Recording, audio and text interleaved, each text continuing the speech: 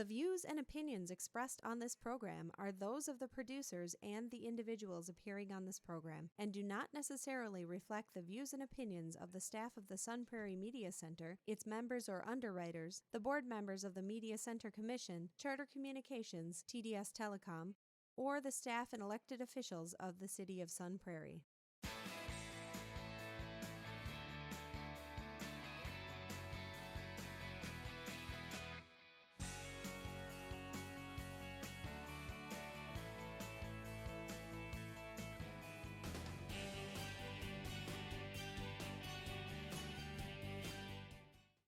Hello and welcome to Real Reviews. My name is Jamison Rabbit, and the man seated next to me, his favorite basketball player is Michael J. Fox.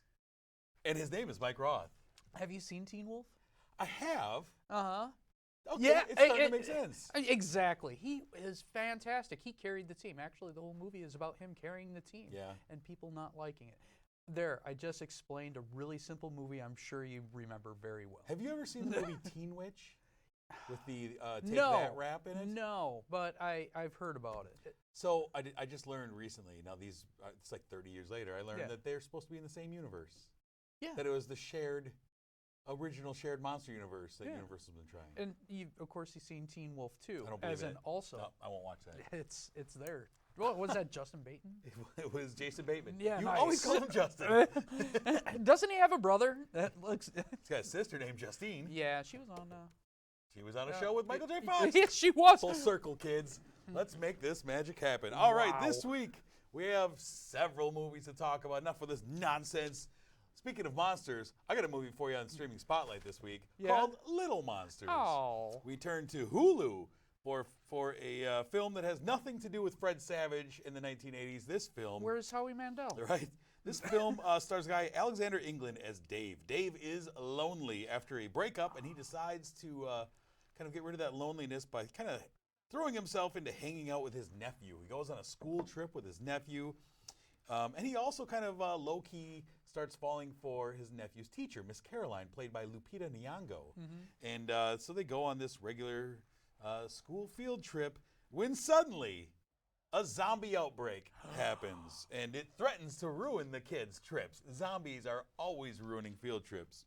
And so Miss Caroline kind of does her best to keep order and make it feel regular for the kids and kind of help them not notice the flesh-eating zombies that are all around them. And they also enlist the help of Teddy, played by Josh Gad. And Teddy is a kids' TV personality who is actually a complete jerk. And so he's there with his like big goofy blah blah blah, and then behind the scenes he's like, "Screw you guys." Like, he's a real monster. It's funny that a big part of this movie is the Taylor Swift song "Shake It Off," which Lupita Nyong'o had to go directly to Taylor Swift to let them have the rights to the song for this movie. I could see it. And it plays a large role in the film. Okay. Which is kind of funny. And so it's kind of it's your horror comedy with a way overqualified actress in this movie. Way too much. It's kind of a Shaun of the Dead type movie as they're kind of fighting off these zombies in weird and hilarious fashion. I remember seeing the previews for this, and it actually was in theaters for a minute. Was it? And then went right to Hulu. Whatever happened to Polaroid? Remember those? Yeah. Okay, sorry. Anyways, it's not nearly as good as Shaun of the Dead or anything like that. No. But Lupita Nyong'o is just so likable in this movie. She's really good, and Josh Gad is fun. I mean, look at him. He's just throwing kids. Is he a zombie? No, not yet. Oh. No, he's just a jerk. Oh. But it's a good enough time that I would recommend checking it out. It's on Hulu. I give it 3 out of 5 stars. Yeah, I'm just finishing up a Good Place. Yeah? And I'm going to have to replace another. Oh, Letterkenny. I got to do Letterkenny, new Letterkenny. season right now. Go get it. What's the next film we have on the marquee, sir? You want to do it or you want me to? El Camino? Yes, sir. All right, let's talk about El Camino. Uh-huh. So, people unaware, there was a very popular series called Breaking Bad. And this is a prequel, sequel type thing. This is Jesse afterwards, but they also do a lot of beforehand, little flashbacks, too. Yeah. So this is what happens to Jesse after he escapes. We see him after the finale. After the finale, we see him laughing. He was tortured. He just got out by a hair. he lives, and that was the end of the season. We haven't heard much from Breaking Bad. We got Better Call Saul, which is obviously a prequel, but not Breaking Bad. They bring out another one, and this pretty much plays a lot like, if you didn't watch the show, you might not get it. Oh yeah, they're not going to hold your hand on this thing. No, like, but no. if you see the show, this was a really good series. We have Jesse escaping, trying to heal, trying to get the money so he could start that life of normalcy. But it's difficult because he's wanted, and a lot of people are after him. And Nazis. not a lot of people like him. So it just follows in the same kind of Breaking Bad type feel. It feels very natural to the series. Yeah, it feels like a big episode. It doesn't feel like jarring. I feel like if this came out like a year after Breaking Bad, it would have been a lot more relevant, where everything was still fresh. But things were a little hazy. There's cameos of people from the past and stuff like that, and I kind of lost that touch of, I really am interested in these people. Jesse is a fantastic character, though. I like that, he's kind of frantic. He's on the run. He's suffering from we see, the trauma that he went through as he was kind of, caged up. And he's, his time is running short to get out of Albuquerque because everyone's after him. And I like this version of Jesse because he's on his own now, and he is not beholden to Walter White. He's not taking orders like he did for a large majority of the series, where he knew he had someone who would bail him out. Yeah. And now it's, I've got to figure this out. And and it's kind of a big circle. Like, I need to get here, but to do that, I need to get the money. But to get the money, I got to do this. And it all and this all has to happen now. And in classic kind of Vince Gilligan Breaking Bad fashion. Yeah. It's a bunch of events and people all swirling around to hopefully make the big event happen. Yeah, if you're curious on what was happening to Jesse when he was being incarcerated, it also expands greatly on that. And I do too. I like seeing the story unfold, and then you get the psychology of why things are happening. And I really appreciate that. And most film and TV that I watch. I went in with high expectations for this, and it didn't quite meet what I was hoping for. Okay. But I don't know if it could have. I don't think it could have either. No, but I did like it. Like I say, it kind of matches the tone and tenor of the series, which is nice. And I like seeing Aaron Paul's a good actor, and I like seeing him having to make his own decisions, finding his own way out of this mess. I like it. It was good. It was a nice just return to an old friend. Like, hey, I haven't seen you in forever. How are things? Not so good. And tell you what, Jesse Plemons. Yeah, he's like one of those side characters in almost everything. Yeah. I really like his character. Really that psychopathic, really nice, easygoing. I was going to get pizza for us tonight. Come on, just give me the gun. I was going to get us pizza. We're going to have a nice night together. He's great. And I'm assuming it's because of his El Camino is the reason why it's good. But that's just the first half. Yeah, absolutely. What did you give El Camino Breaking Bad? I give it a 3.5. And I love the series. This is going to be a serious drop in your score. If you've never seen Breaking Bad and you're starting with this, don't do that. Don't do it. Don't do it. That would be silly. I agree. I gave it 3.5 out of 5. It's worth the watch, especially if you have watched the series and enjoy it. It's a fitting end. It's nice. It wraps it up. On the marquee, sir, you saw a movie that I did not get to. What do you have for us? Well, we have the cartoon that's out, The Addams Family. This is based on the characters of Charles Addams. When he made it, it was a New Yorker strip. And, of course, it blossomed into a TV show and movie series that was really popular. They're trying to pay homage to all these formats with this movie. We get to see Gomez and Morticia meet and get married and start a family. They're escaping the persecution that monsters usually get. They started new in Jersey, and life is grand, and it's just the Addams Family antics until a housing development starts next to it. It's all part of a TV show. We have a character named Margot Needler, who doesn't like them because they're not the fresh, yuppie, preppy type look. She wants to get rid of them, and the townspeople are against them. And of course, it plays out quite classic Addams Family. Classic fashion. Addams Family fashion. Yeah. Not much you could say. If you like the Addams Family, you may really enjoy seeing the characters, seeing the references from all the other formats in the past. I don't think it was Brown groundbreaking story, but I really love the Addams Yeah, Family. exactly. I grew up with that stuff, so I enjoyed watching this film a lot. And I did see it in 3D, which is getting more and more rare. Yeah. And they did a good job. I really enjoyed Pretty much the look enjoy of it. every iteration of the Addams Family. I wouldn't say it's great, Yeah. but if you like Addams Family, you may enjoy this. Sure. And therefore, I enjoyed it, and I gave it a 3. Nice. Nice. The next movie we have here is a film I saw called Jexi, written and directed by John Lucas and Scott Moore. Stars Adam Devine as a guy named Phil. And the movie opens up kind of presenting this idea of how dependent we all are on our phones. And kind of looking at this generation of adults who grew up with phones in their hands as entertainment. Since childhood, they've had the phones, right? Yeah. And so I'm like, oh, this is kind of interesting to present this, There is now this adult generation that's all they've known is playing on their phone. Yeah. And then we meet Phil. And Phil is apparently the stupidest person alive with zero common sense to him. That's Adam. Yeah. And he cannot navigate the phone or navigate getting to work or home unless he has the phone. He is completely obsessed with it. He gets this new operating software, Jexi, that is sentient and kind of controlling. And there's this brief moment in the movie where he realizes that Jexi has basically taken control over everything in his life, his finances, his entire life. And for a brief second, you're like, ooh, there's a bit of a pit in your stomach as he's like, oh no. She's like, I'll empty your bank account if you don't do what I tell you to do. I'm like, ooh, it's kind of a horror to me. But then we push right past that. We have one of those movies coming out soon enough. But we push right past that because, we quickly have to get to, basically every penis joke we can get to in this movie, as well as, they took a lot of half jokes in this movie and just pounded away at them. For some reason, everyone in this movie, their favorite movie is Days of Thunder. Everyone involved in this movie, they're like, my favorite movie is Days of Thunder is the best, isn't it? Yeah, Days of Thunder. I'm like, why is this a joke and why are we doing this? And why is it happening throughout the entire movie?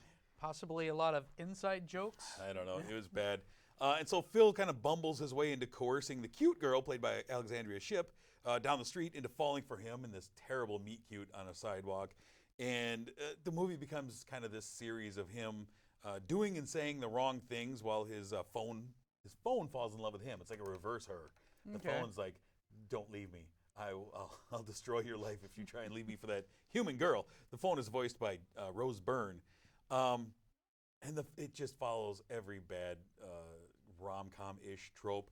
I'm watching this movie. And I like Adam Devine. I've liked him since Workaholics. Yeah. But I really don't think he can carry a movie on his own. I just think he's best served as the funny friend. I just recently saw him in a stand-up comedy. Yeah.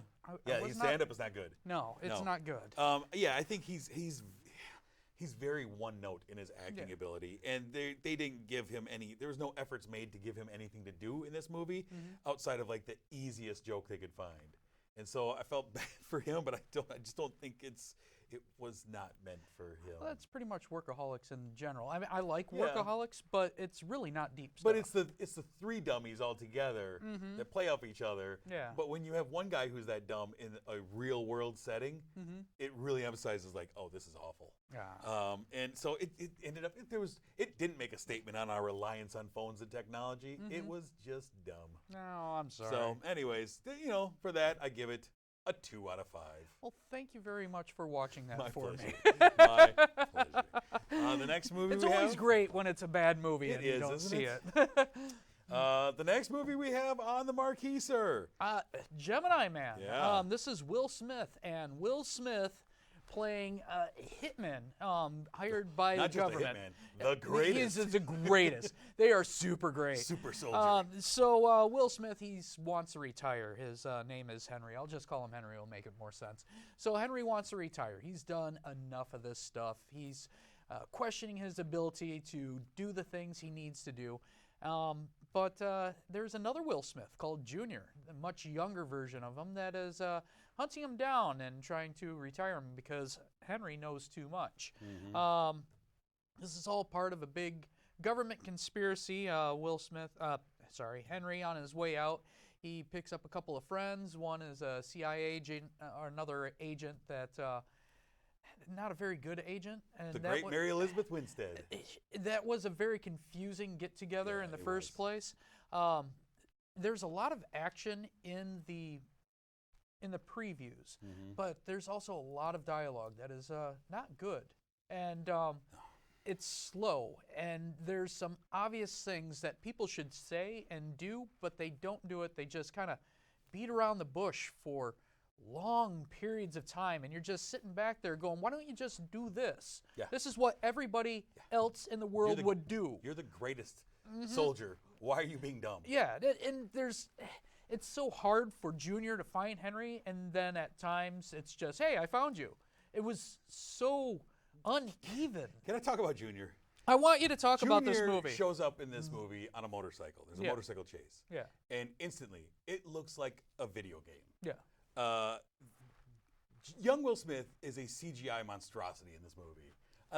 This is Ang Lee directing this movie. Ang Lee made Life of Pi. He made me believe that there was a tiger in a boat. Yeah. This Junior is made from Will Smith's DNA and sent to kill him. So he's a Terminator, basically, sent to kill him. Yeah.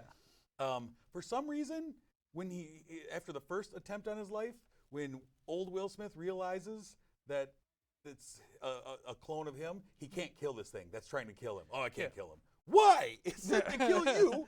No, that makes no sense. But the CGI in this movie was some of the worst I've seen in a long time. Yeah. Like there was some awful green screen where the background looked like it was flat while they're standing in front of it. Like that looks terrible. And I mean, you have enough footage of a young Will Smith, hundreds of hours of young Will Smith acting on Fresh Prince. Yeah. Why does this look like a PS2 game to me? Because I just watched an entire movie where they made me believe Samuel L. Jackson was 20 years younger than he is. True. Yeah. And this looked like it was like half rendered in 1995. Kind of reminds me of some of the bad Harry Potter scenes when he's on the broom, and it just felt jerky. This was. I believed that Alita was a human more than I believed that young Will Smith was human. Yeah. Like it was jarring to me. I was like, are you kidding me? If you knew he looked this bad, like there were moments where they're standing next to each other, interacting with each other, and it looks like 1995 technology. It looks like I'm watching Spawn all over again. Yeah. And I'm going, don't make me try and believe he's human. Just say he's like a computer program then, if it looks this bad. Yeah. But Ang Lee's a better director than this. It's frustrating. Well, unfortunately, it was also terribly written. It really was. So it was hard to watch, and it was hard to listen to. Much like a video game, there's multiple non-playable characters that have to give him information on where to go next. Yeah. Let's go to the boat and talk to this guy. Oh, you're my favorite. Here's where you go next. There is 15 minutes where there's dialogue of trying to convince Junior, how much alike he is to Henry, and how killing Henry would be bad, when the entire time they had information that could have been said in 5 words that could have solved everything. And that was infuriating. Everything from the beginning of why he's retiring to how he and Mary Elizabeth Winstead ended up partnering up, that was awful. The fact that he's this super soldier, he meets a younger version of himself, and he does the stupidest things like, I'm just going to put this gun right up against your chest and hope you don't take the gun away from me. All these stupid things, and it was awful. And then it got worse. And I felt like there was a nugget of something cool in here, but it got buried. Yeah. It got buried by horrible dialogue and just awful CGI. I did like the choreography. Yeah. I thought the choreography Him fighting was fine. against the computer game? The way they do it. It's a lot of action movies, they do the cut and things, and you can't see what's going on. In this one, they pan back. You could see what's going on. They did cool ideas. It just didn't look right. I just felt like some of that was physics defied what the young Will Smith was capable of. And I don't think bodies move that way. No, but his body did he's move Mr. correctly Fantastic anyways. all of a sudden. Suddenly your arm is that long now. Okay, that's interesting. Well, it's a genetic modification. He is a genetic There's something. really no excuse. What did you give Gemini Man? I think I got it too high now. Uh-oh. Yeah. Go ahead. 2. All right, Mike loved it. He says. Shut up. I did not love it. I gave Gemini Man a 1 star. Wow. This is one of the worst movies I've seen this year. I walked out of this movie this is garbage. And I've been on a campaign to keep people from watching this week as people ask me no, just don't go see it. How about that? Yeah. Yeah. Yeah, someone asked me today. I said it was boring, and it is boring. The action. Hey, Lee, what are you doing, man? Yeah. You guys won an Oscar as Best Director, and we get this? Guy did Brokeback Mountain. He should be able to, handle something that has dialogue in it. He needs a summer home?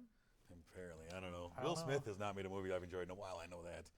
Anyways, that's what we got on the marquee. Now, we are getting close to wrapping up our Best Picture series. Yeah. We have this week and one more after this. Yeah. Maybe two more, I guess, now that I think about it. We're not even close to wrapping it up. We got a ways.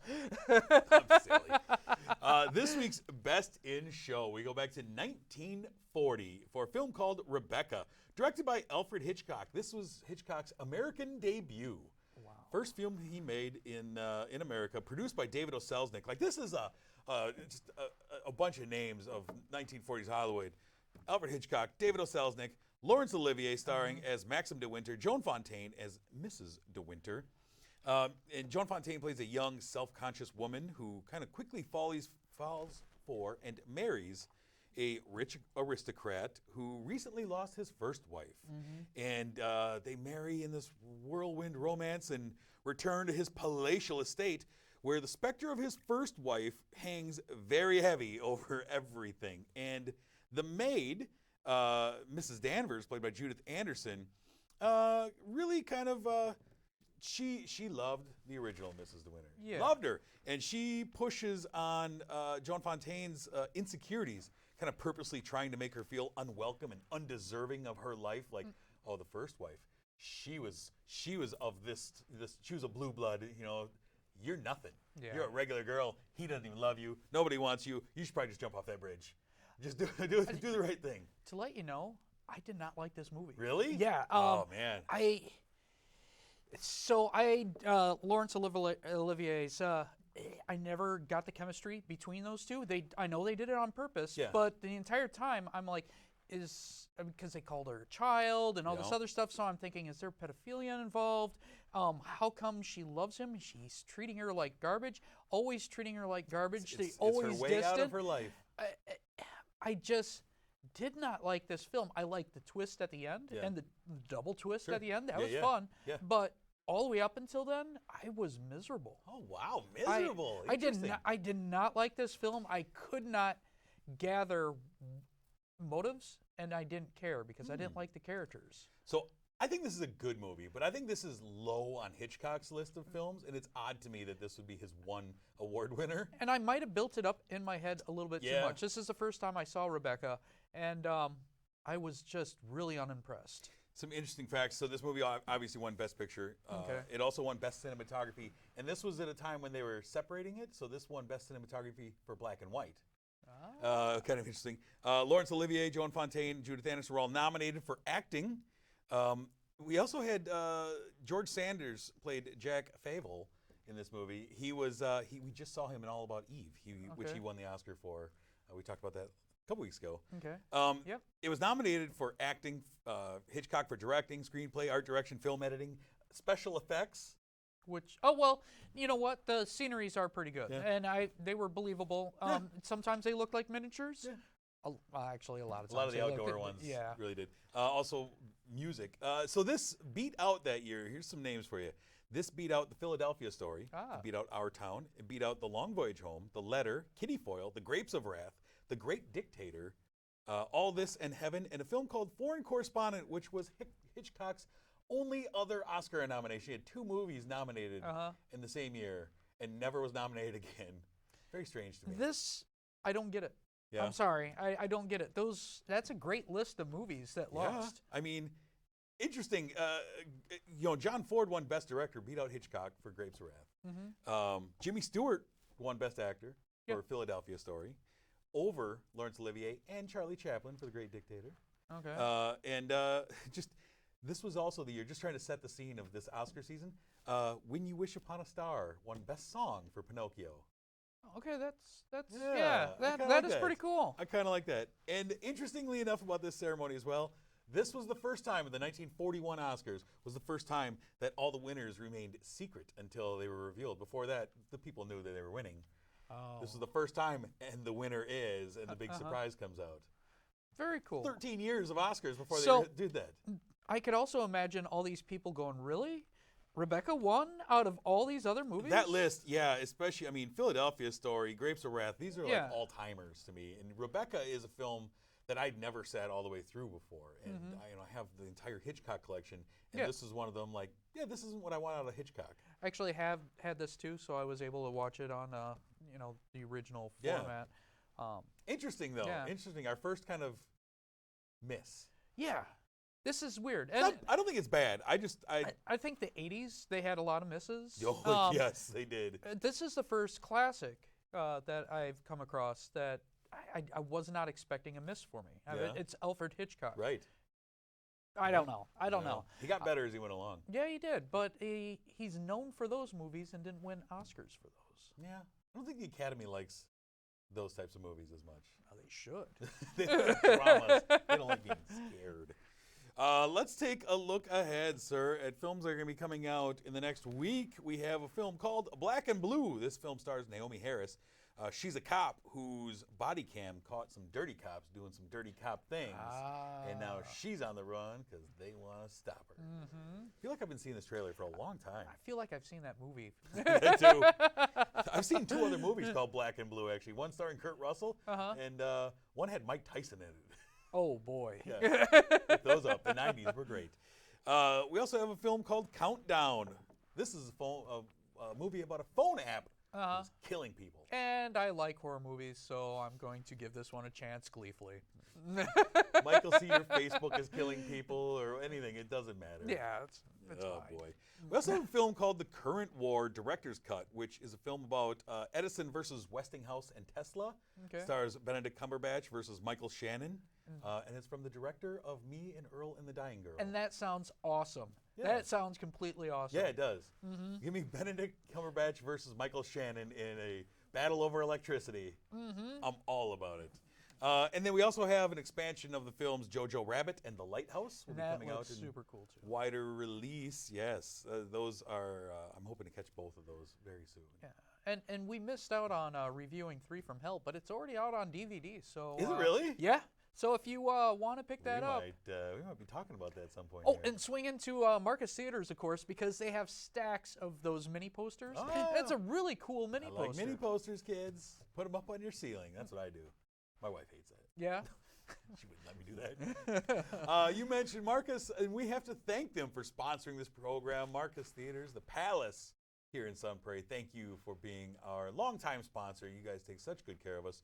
And we are going to be doing a show from the confines of the theater very soon, sir. I'm excited. I am always excited to do that. You should stop in and say hi to us when we're there. I'm not going to tell you when it is, though. Just be there. Look around for us. I feel like I should add it onto my calendar, but I heard somewhere that it's inappropriate when you're doing a show to bring out your phone and start Hey, doing who stuff. knew? This guy, a real professional. Learning every day. Next week, we're going to be talking about films such as Maleficent 2, The Mistress of Evil. We also have Zombieland 2, Double Tap. How's that? I'm excited. We have a streaming film called The Laundromat, as well as another film in our Best in Show series. We have another old one. I know what it is. Do you? Yeah, it's right there. So you're looking at it. Tune in next week to find out what we thought of it. Hopefully it's better than Rebecca was. Yeah, I've heard people talking about this. I really never heard of people talking about Rebecca and being one of the greats. I think you post on our Facebook page what you think of Rebecca if you've seen it. Go on, find us at Real Reviews TV on Facebook or on Twitter at Real Reviews TV.